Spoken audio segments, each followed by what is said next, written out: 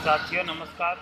मैं सुशील कुमार उपाध्याय पुनः आप लोगों के समक्ष लाइव प्रस्तुत हो रहा हूं। जो सज्जन हमारे इस चैनल को सब्सक्राइब न किया हो सब्सक्राइब कर लें और बेल आइकन को दबा दें और इस वीडियो को पूरा देखें, जिससे हमारे द्वारा भेजी गई लेटेस्ट जानकारी आपको मिलती रहे। साथियों, पूरे देश का प्रेरक इस समय संघर्ष कर रहा है। जैसा कि आप यदि हमारा चैनल देख रहे होंगे तो आपको बराबर सूचना पूरे देश की दी जा रही है।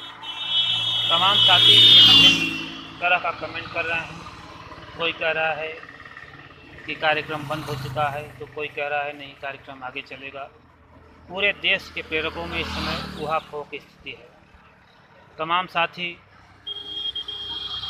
कह रहे हैं कि अभी भारत सरकार से एक लेटर आया हुआ है जिसमें दिखाई पड़ रहा है कि साक्षर भारत मिशन 31 मार्च को बंद हो गया। इस परिप्रेक्ष्य में साथियों मैं आपको बताना चाहता हूँ कि साक्षर भारत मिशन 31 मार्च को बंद हो गया है। अब जो भी कार्यक्रम चलेगा वो नए नाम से चलेगा। और रही बात विश्वास की, तो लोकसभा में हमारा मुद्दा उठा, जहाँ पर ज्योतिरादित्य सिंधिया मध्य प्रदेश के तरफ से हमारा मुद्दा उठाया गया, जहाँ पे सरकार ने आश्वासन दिया कि नई योजना बन रही है और नई योजना जल्द से जल्द लॉन्च होगी। इसी कड़ी में आंध्र प्रदेश में राज्यसभा रेड्डी द्वारा एक प्रश्न पूछा गया, जहाँ पर मानव संसाधन विकास मंत्री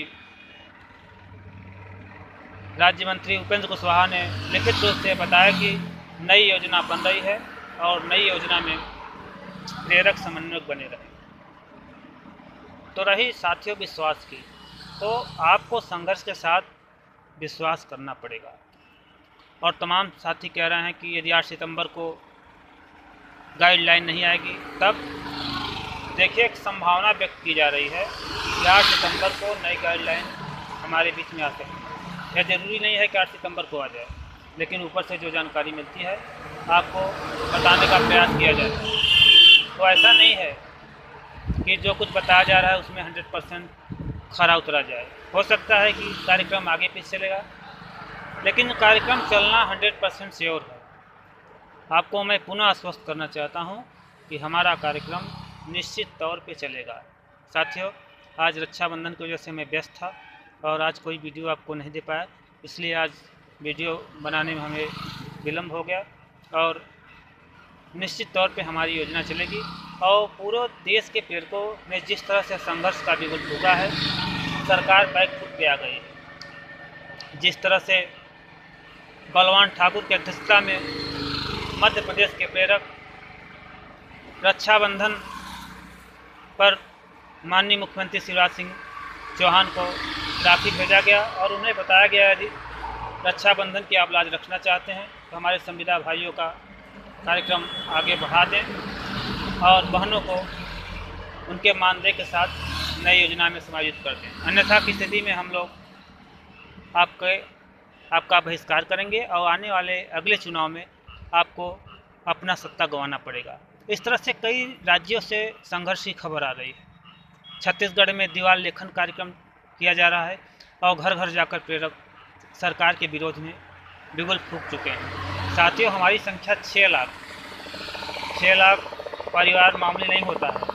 जिस दिन 6 लाख परिवार सड़क पर आ गया और सरकार के विरुद्ध हुंकार भरना शुरू कर दिया, तो सरकार को अपनी अवकाश समझ में आ जाएगी और निश्चित तौर पर सरकार को अगले पंचवर्षीय योजना में निश्चित तौर से गिरना पड़ेगा और नई सरकार का उदय होगा।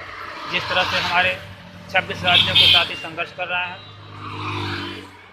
उनका कार्य सराहनीय है और निश्चित तौर पे हमारी योजना आगे चलेगी। तो साथियों, जो भी सूचना आपको दी जा रही है उस पर विश्वास करना पड़ेगा और संघर्ष करना पड़ेगा। तो आप लोग घबराएं नहीं। मैं पुनः आपको 100% आश्वस्त करता हूँ कि हमारी योजना निश्चित चलेगी। हम लोग योजना में बने रहेंगे। नए मानदेय नए व्यवस्था के साथ पुनः हमारे कार्यक्रम का आगाज़ होगा और आप लोग कतई न घबराएं। तमाम साथी, एक साथी मध्य प्रदेश का था जिन्होंने हमें फ़ोन किया और कहा कि 8 सितंबर को योजना लॉन्च नहीं होती है तो हम आपको गाली देंगे। तो साथी, मैं कहना चाहता हूं कि हमारी कोई आपसे जातीयता नहीं है कि मैं आपको गलत सूचना दूंगा। जो ऊपर से हमें जानकारी मिलती है वो जानकारी मैं आपको शेयर करता हूँ। तो रही बात नई योजना की, तो नई योजना 100% चल रही है, आप कतई न घबराएं। मैं एक बार पुनः आपको आश्वस्त करता हूँ। हाँ, 8 सितंबर को संभावना है कि नई गाइडलाइन आ सकती है, ये कन्फर्म नहीं है, लेकिन 2019 के चुनाव के पहले हम लोग कार्य क्षेत्र में लौटेंगे। हो सकता है कि सारी प्रक्रिया 8 सितंबर को ही घोषित हो जाए।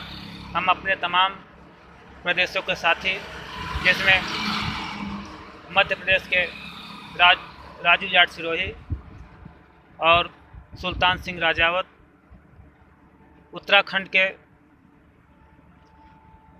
रावत साहब, चंद्रवीर रावत, मध्य प्रदेश बिहार के रामपुकार ठाकुर, अनुज कुमार राय, सिद्धार्थ विद्यार्थी, मोहम्मद आज़ाद, उत्तर प्रदेश के मोहम्मद अकमल खान और मोहम्मद वसीम, विजय कुमार जी, छत्तीसगढ़ के धीरेन्द्र सिंह और जम्मू कश्मीर के कश्मीरी साहब, तमाम हमारे साथी हैं जो कि दिन रात पेड़कों के हित के लिए संघर्ष कर रहे हैं और बराबर हम लोग उनसे संपर्क में बने हुए हैं। हम लोग भारत सरकार, MHRD मंत्रालय से लेकर सांसद विधायक तक बराबर अपने कार्यक्रम की प्रगति के लिए वार्ता कर रहे हैं और आने वाले समय में हमें पूरा विश्वास है कि हम नए योजना में नए मानदेय के साथ जल्द से जल्द सेवा में लौटेंगे। इसी आशा विश्वास के साथ आपका सुशील कुमार उपाध्याय। धन्यवाद।